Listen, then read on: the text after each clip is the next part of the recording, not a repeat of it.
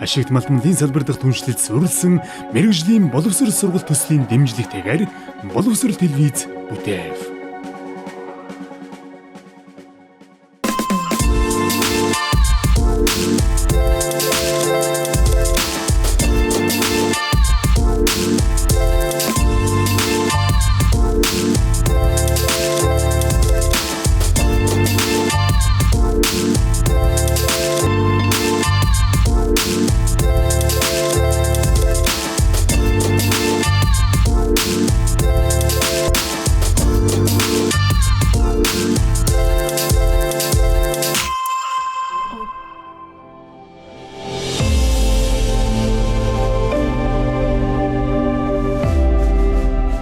Жил тутам дэлхийн өнцөг булан бүрээс ур чадвараараа өрсөлдөх залуус нэгэн дор цугларна.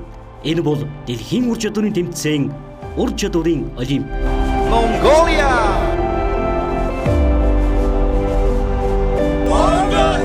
Бразил улсын Сан Пауло хотноо 2015 онд болсон дэлхийн ур чадварын 43 дахь удаагийн тэмцээнд манай улс 9 мэргэжлээр анх удаа оролцож, Монгол улс багийн дүнгээр 60 орноос 42 дугаар байр эзэлж байжээ. Түүний дараагаар Монгол улс 2017 онд Арабын нэгдсэн Эмират улсын Абу Даби хотод болсон дэлхийн ур чадварын 44 дахь тэмцээнд амжилттай оролцсон.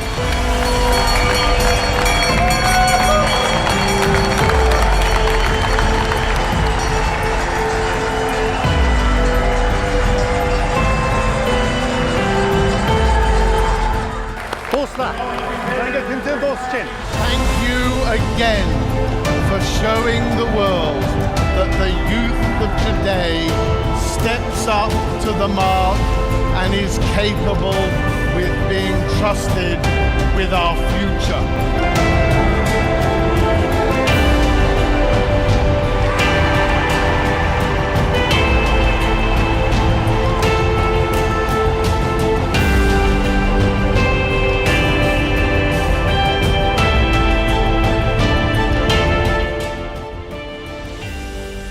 Ийхүү 2019 онд Монголыг дэлхийд төлөөлөх шигшигдсэн 8 залуу дэлхийн ур чадварын 45 дахь удаагийн тэмцээнд оролцохоор Оросын холбооны улсын Казан хотыг зорих болно.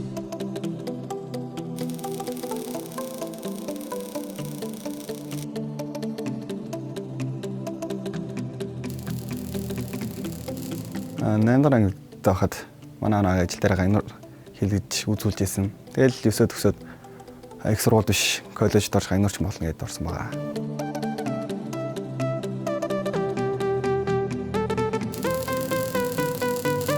Гайнаарч мэргэжлийн хамгийн сайхан зүйл нь бол бүтээн байгуулалт өөрөө хийж бүтээсэн зүйлсийг эргэж харахад үнэхээр сайхан байдаг.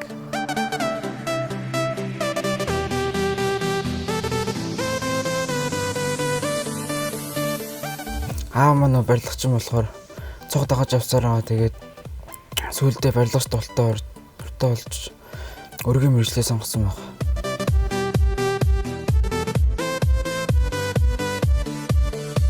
Хамгийн гоё зүйл нь гэвэл тэр өрсөн үрлийг хараад өөрөө харснаа бахарах тэгээ бас сүүлд нь хийгээд дууссан байхад гоё харагдав.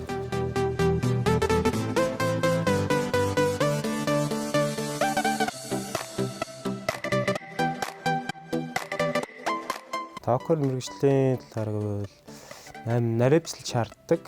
Тэгээд 1 мм-ийг 1000 хаваастай тэнцэх наривчл гаргадаг болохоор хийхэд жоохон хүнд шантрах их гардаг. Тэгээд тэр бүрийг даваа гарсан төх баяртай байдаг. Миний амжаам болохоор би ааваас их зүйлийг сурдаг, чадахгүй мэдгүй зүйлээ асуудаг.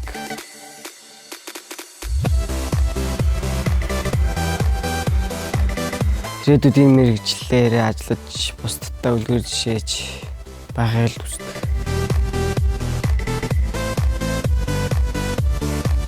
Цахилгаанч мэргэжлийг би бага ангид байхдаа их сонирхож байсан. Айл өрх хүмүүрт аз жаргал бэлгэлж чаддаг мэргэжил шиг санагдаад энэ мэргэжлийг сонгосон байгаа. Энэ сантехникээр ангид орохдоо их сургуулаа хаяад би коллежийн сантехникийн ангид орж ирсэн байгаа. Мэдээж хүн болгоныг одоо усгүйгээр амьдна гэж байхгүй. Хүн болгоныг би усаар хангана. Тэгээд ер нь Өвөлд нь одоо дарахад би хүмүүст халаалт хийж өгнө. Тэгэл тэр нь гоё ажил шүү дээ.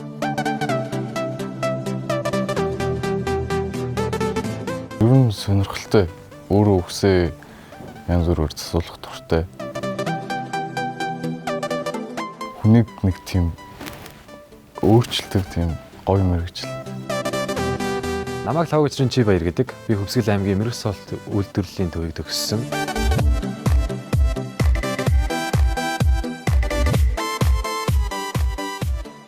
Миний мэргэжил бол тогооч.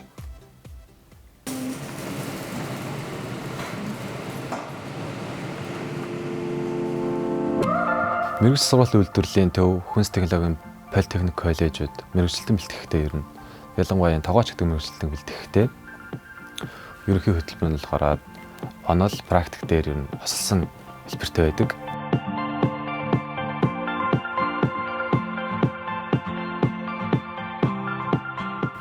Энэ маань болохоор биднийг онлыг нь заагаад түгээмэл заагаа хүчнэ. Тэгээ практик дээр ажиллуулна.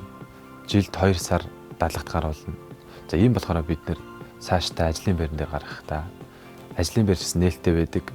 Ажлын байран дээр гарахдаа бид нэг тийм айхаа юу байдаггүй. Өсчин мэргэжлийг ер нь яг дунд ангиасаа ер нь бодож өгсөн. Ер нь сонгож за энэ мэргэжлийг сонгож цаашаа ер нь суралцъя хөгжиж гэж бодоод тэгээ сонгосон. Режим Ганди сургуульд суралцах хугацаанд өсчин гэдэг мэргэжлийн бүх ойлголтыг мэдэж бүгдийг суралцаж авсан. Өсчин мэргэжлийг сонгосноор ер нь маш их ирээдүйтэй хүн болох өдөр бүр хүсээ засуулдаг, янзлуулдаг хязгаарч ажиллах уу болно гэж байхгүй. Ер нь маш эрэлттэй мэргэжил. Өсчин мэргэжилд хамгийн чухал зүйл нь мэдрэмж хамгийн чухал. Хүнд тохируулж стил имиж нь бол засах, хүндэд тохируулж харьцах гэх мэтлээ ер нь мэдрэмж л хамгийн чухал байдаг. Намайг Сүкэрлогтод аштрын мэддэг. Би Ховд хөгжил политехник коллежийн сантехникийн техникчийн ангид суралцдаг. Тэгээ намайг анх сантехникийн ангид ороход манай багш тэгээд сургуулийн удирдлагууд ингээ яриад одоо юм техникч юм ингээд юм аа чи ингээ суралцаач гэдэг жисэн. Анх тийм саналаар би орж исэн. Би чи өөрөө юмыг их одоо тийм барьцтай. Одоо гараараа одоо өөрөөр ингээ хийх дуртай. Тэгээ би чи ер нь барилга талаар одоо тийм тэрэндээ ч юм уу одоо ингээ барилгын тал руу ингээд орох сонирхолтойсэн. Тэгээд анх барилгын инженерийн ангиар суралцж байсан. Тэгээд тэгсэн чи яг миний бодож байсан бүр төсөөр. Тэгэл дандаа дадлаг практик гэхээс илүү онол илүүтэй заагаад тэгээд тэрэнд нь бас ингээд нэг л сонирхолтой болоод ирж байгаа. Тэгжсэн чинь бас хүмүүс ингээд политехник коллежийг төгссөн хүүхдүүд өстой мундаг байна, мэрэгчлээ байна, өөрийнхөө гараар юм хийж ин гэсэн яриануд их гарсан. Тэгэл тэр зорилгоор ингээд өөрөө гараараа юм хийхин тулд би яг гараараа хийж өөрөө багаас эхлэхийн тулд сантехник ангид орсон байгаа. Би Өвөрхөн аймгийн Хожирдсумаас 2014 онд Налах дахь мэргэжлийн сургалт үйлдвэрлэлийн төвд илсэн орсон байгаа. Сургуультаа тэгэл хүн байхын учир дээрээс нь мэргэжлийн амт шимийг мэдэрч мэргэжилтэй улам хайртай дуртай болж багшийн заа зөвлөсөн бүхнийг бүгднийг нэг нэгэнгүй сурсан да. Мэргэжил дээрээ бол одоо ихтэйд сургуулаасаа ялгаатай нэхлээр онлоо үзээд давхар практикаар явцдаг. Дадлаг онол хоёроо хослсон ур чадвартай болж төгсдөг. Дурлах шалтгаан гэвэл металл боловсруулна гэдэг хамгийн гоё мэргэжил. Төмөр металлыг зороод хэлбэр дүрсд оруулаад тэр бүгдийг хүмүүс таниулна гэдэг их бахархууштай зүйл. Манай мэргэжлийн багш Туулгай багш байдаг. Тэр багшаасаа би ажлын зураг унсах, машин дээр амтлан яаж зогсох, хөдөлмөр хамгаалтын зааварчилгаа, тэгээд машин идангийг яаж ажилуулах, яаж зорлт хийх гэдэг бүх юмыг сурч авсан. Би барилгын политехник коллежид угсралын техникчээр суралцдаг байгаа. Энэ урлагчин мэргэжил нь болохоор ер нь л ирээдүйдээ ажлын байр 80-90% байдаг. Одоо жишээ нь нэг өөрсдийнхөө гэрийн байшин барилаа гэхэл хүн гоохгүйгээр өөрсдөө өрчих боломжтой байгаа бас. Тэрнгөөрөө давуу талтай гэж. Гагнуурын мэргэжил гэдэг чинь маш нарийн мэргэжил. Хүн нэг алдаа гарахад хүний амин ирсдэг. Нэг зүйл буруугаа гинэхэд маш том үйлдвэрч юм уу саатах аюултай байдаг. Мэргэжил сургууль үйлдвэрлэлийн төвөд төгсөөд ажлын байр илүү олдцтой. өөрөө хичээж чадах юм бол амжилтанд хүрэх боломж илүү өндөр гэж боддгоо. Өөрөө гар бие оролцож том бүтээн байгуулалт орсны дараа хийсэн бүтээснээ харахлах хамгийн сайхан. Яг аянуурчин мэргэжлийг сонгол 1% авьяас 90% хичээл зүтгэл шаардлагатай.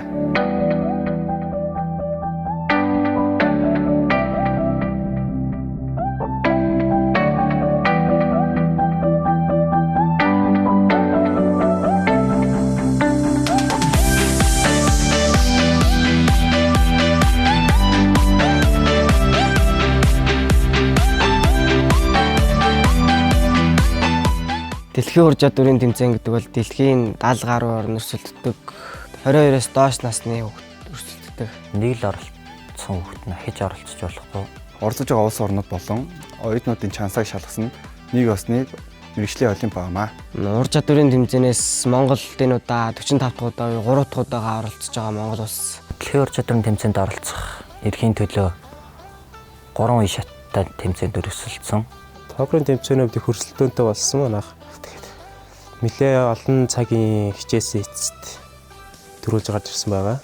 Тэр тэмцээнээр 3 дугаар байр эзлээд тэгээд 18 оны 6-12 сард тэргүүн байр эзлээд Сүүлийн 2 дугаар шатнд болохоор 1-р байранд 3 дугаар шатнд болохоор сая 1-р байранд бараг л энэ тэмцээн гарч ирсэн.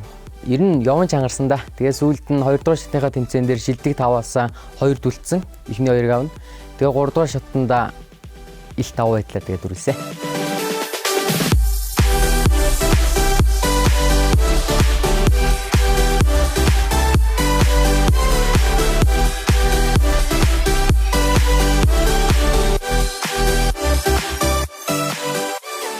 Би анхны сантехникийн одоо энэ дэлхийн ур чадварын тэмцээнд оролцохын тулд их сургуулиасаа гараад тэгээд Ховд аймгийнхаа политехник коллежид орж байсан байгаа. Тэгээ би үл анхандаа өөрийгөө жоохон голонгуй байсан. За энэ ч та баг миний явдаг муу юм уу даа гэж бодвол Дэлхийн ур чадварын тэмцээнд явах эрхээ авахд маш олон хүмүүс надад итгэл хүлээлгэсэн. Ер нь үүрэг хариуцлага амар өндөр байгаа. Олон хүний итгэлийг даацсан байгаа. Мэдээж олон хүний итгэл найдвар байгаа болохоор сандрал маш их байна.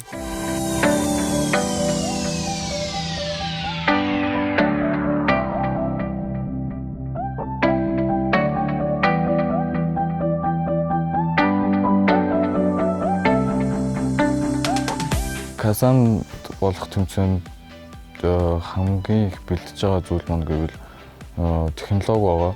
Тэгээд нэг хийж байгаа зүйлээ нэг бүрчлэн технологийн дагуу цэвэр нэмбар хийх нь хамгийн чухал. Тэмцээнд очиад өрсөлдөөд хэцүү зүйл нь гэвэл ажлын зураг уншихад хэцүү байдаг. Тэгээд програм програмаараа машин дээрээ яг анхны зуралт хийж хад шалгалтаагүй програм болохоор зуралт хийхэд амар хүндрэлтэй байдаг. Утгаа оголж гуяачгаа ийчихөө гэж айсаар идэл цагт дуусчдаг. Одоогоор дэлхийн ур чадварын тэмцээний модуль 1 стандарт сурцыг гагнаж бэлдэж байгаа. Ер нь одоо бол яг тэмцээн болоогүй би ч одоо сурах юм их байгаа. Чаддаггүй байсан юмнуудаа бүгднийг ингээд хийж сурж эхэлж байгаа. Тэгээд багшийнхаа заавар зөвлөгөөг авч энэ тэмцээний дуусгах нь юу ч гэсэн эцсийн үзэн өөрийнхөө хаа хурж явах ямар хөө төвшөнд яваагаан сорж үзэхээр шийдэж тэмцээндээ сэтгэл шолоодан бэлтгэл хийж дэлхийн ур чадварт явах тэмцээний эрхийг авч чадсан байгаа. Ер нь бол нэг хаахгүй 8 сард болох учраас тэр үед л мэдэгдэж магадгүй. Тэгтээ зүгээр бүхнийг даван тоолнаа. Одоо энд амьдралд олцсон ганц алтан боломж гэж хэлж болох маш чухал боломж. Би мужааны мэргэжлэр эх орноо төлөөлөл оролцож байгаадаа маш их баяртай байна. 2019 онд Казан болох тэмцээнд явах үүрэг хариуцлага бол маш өндөр байгаа. Тэгээд Монгол улсынхын нэрийг дэлхийд гаргах гэж байгаадаа их баяртай байгаа. Тэмцээнд оролцох бүх хүүхдүүдтэй хэлэхэд бүгдэндээ амжилт хүсье. Энэ бол сорны нүүр царай болж төлөөлөл болж явж байгаа гэдгийг сайн санах хэрэгтэй. Та бүхэнд маш их хариуцлага хүлээлгэсэн байгаа. Тийм учраас тэр их хариуцлага хүндэтгэлийг нь алдалгүй. Өөрөө өөрсдийнхөө тус тусын тэмцээнд амжилттай сайн оролцоорой. Дэлхийн ур чадварын тэмцээнд явах хүүхдүүдтэй амжилт хүсье. Тэгээ бүүнэр хичээнэ. Миний мэргэжил тогооч. Миний мэргэжил хүсэж байна. Миний мэргэжил өрөг огсрогч. Миний мэргэжил цахилгаанчин. Миний мэргэжил тоокерчин. Би мэргэжлэрээ бахархдаг. миний мэрэгжил бол гайны орчин. Мэрэгчлэр би бахархдаг. Намайг Даштрим гэдэг. Миний мэрэгч сантехникч. Би мэрэгжилтэй хайртай. Тэгж өөртөө итгэлтэй байгаа. Хамгийн анхны медалийн аавна л гэж. Өөртөө итгэлтэй.